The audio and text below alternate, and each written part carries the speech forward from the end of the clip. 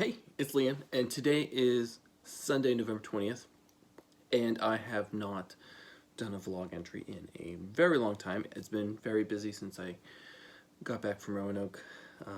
Very busy and not all that too busy. I've just been too busy to do vlogs, really. That's it. So I guess the last video I had was a Roanoke kind of video, and if you want to hear more about that, then you can watch the videos. There's probably like 15 million of them. You can go watch those.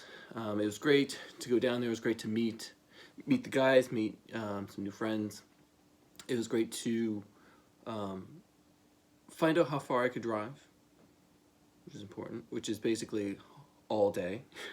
That's how long I could drive. It was great to see Roanoke, because Roanoke is one of those places that I am considering maybe possibly, I don't know what kind of shape or form a vacation kind of place. I don't know what that means, but it's on a short list, so it was great to go there and see it for real. See if it was what what I'm looking for. I felt great down there. It felt a lot like home, although there were more hills. In the spring, I'd like to, well, not the spring, in January, I'd like to go to Virginia Beach and check it out down there and see what it's like there. I don't really have any expectations yet. I'll have to do some more research on it. I still have time. And then kind of between the two of them, or maybe another place will pop up in contention. But it was great to actually go there and form a positive opinion of it.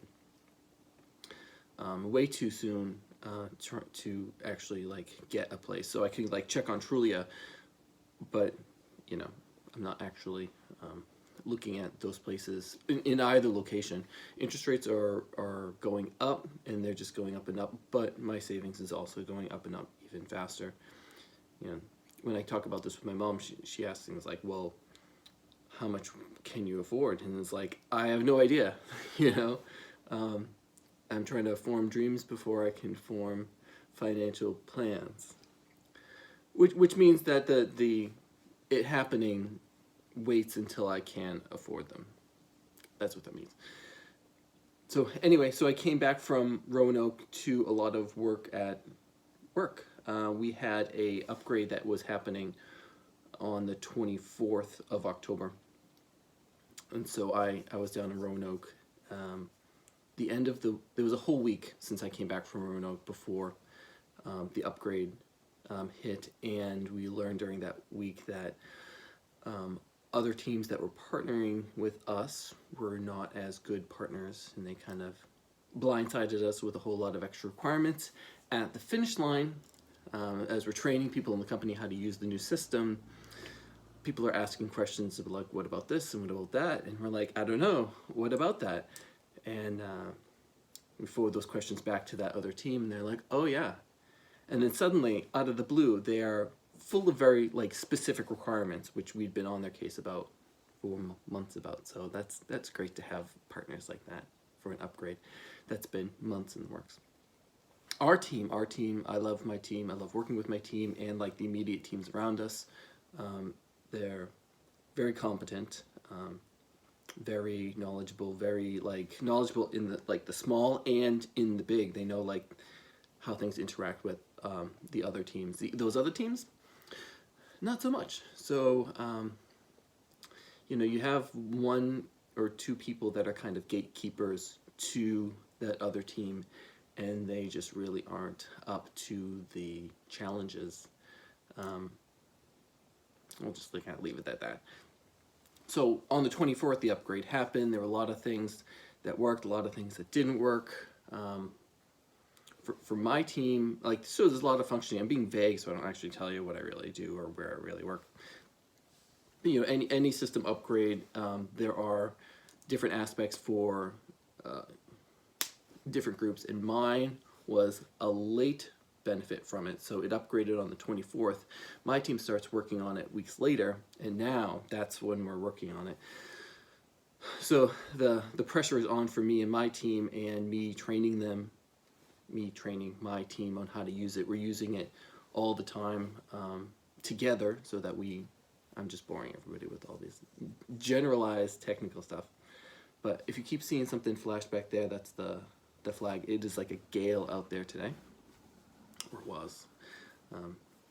But it's been very busy at work, and then after work, you think, oh, okay, well, you're already here after work, you know. What are you worried about with this? You're too busy to do vlogs. Fill us in. So I've been hanging out a lot with my mom. She's fine, so don't worry about that. But she's often like, what do you want for dinner? Do you want to go out to eat? Do you want to come over? And it's like, I want to be like, no. It's like, yes, I do. Sometimes we go out to eat.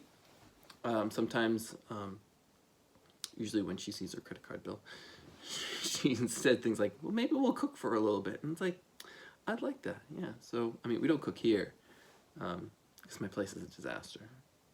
I would just have to listen to it. Just having her look over and like over there, and just like I could hear her thoughts without. Anyway, I go over to her house and she cooks, and we work out what to eat. And then I'm there very late. That's the point. The point I'm getting to is I stay at her house very late. It's not far from here. We play cards. We play some board games, some old smelly ones she found in the attic. Those kinds of things. We played Scrabble, and Scrabble stinks. It smelled bad too, but it was just lame. Like, you get 7 tiles and you're supposed to make like interesting words about it, and it's like we have this adult vocabulary, but we're left like making these like dippy little 3 and 4 letter words. And then by the end I was really using the Scrabble online dictionary, and she's like, that's not what you're supposed to do. We stopped playing that. It just wasn't that fun. It wasn't that interesting. So we play cards a lot. We play a game called May I, which is actually a game for more than 2 people. So it's not really like May I at all. It's kind of like a rummy kind of game. We play another card game called Skip-Bo, which is basically you shuffle the cards up and then you put them back in order, which we love. We love to do that stuff.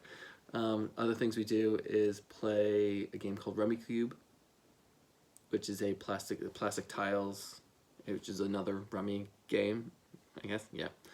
And another game we play is Sorry, which she dragged out of the attic. We tried to play it where, like, because there were 4 players, but there's only 2 of us, so we tried to play, like, let's do, like, 2 each. And it was just, like, complicated, but not, like, rewarding, so we've gone back to just playing 1 set of players each. It's strange. Here's the thing about Sorry is that no matter how the game goes back and forth, it's always neck and neck at the end. And the number of times we played it, still that way. We played Monopoly, which also stinks for 2 people, because if I always land on Illinois and Indiana and she never lands on Atlantic, she makes all the money, and I get really upset. So we don't play Monopoly anymore. Maybe if we had more people, but probably not. So it's now late November, and my yard work, I just finished that today. Just had some raking up to do. I didn't use the leaf blower. There wasn't enough. And I posted I think one of the leaf blowing adventures for the backyard. I didn't have like a carpet of leaves to like blow over. It was very strange this year. Especially since I have that wall of trees behind the house, and some of them still have green leaves on them, so I don't understand how that works.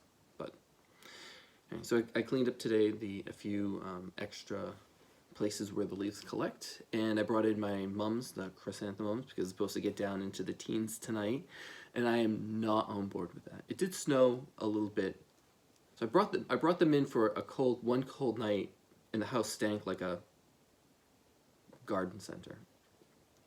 And the next day, I went back outside, and it even snowed on them. With snow, it was only 32 degrees, so it was fine for them.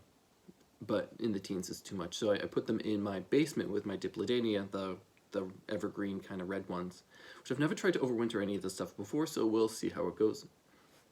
No idea how it's going. My mom overwinters her geraniums, and my dentist overwinters his. I know, your dentist. My dentist, yes, I talked about this with my dentist. My dentist overwinters his Dipladenia. So I got some notes from him, and we'll see how it goes. And the worst, I have to spend another $100 at Home Depot next year.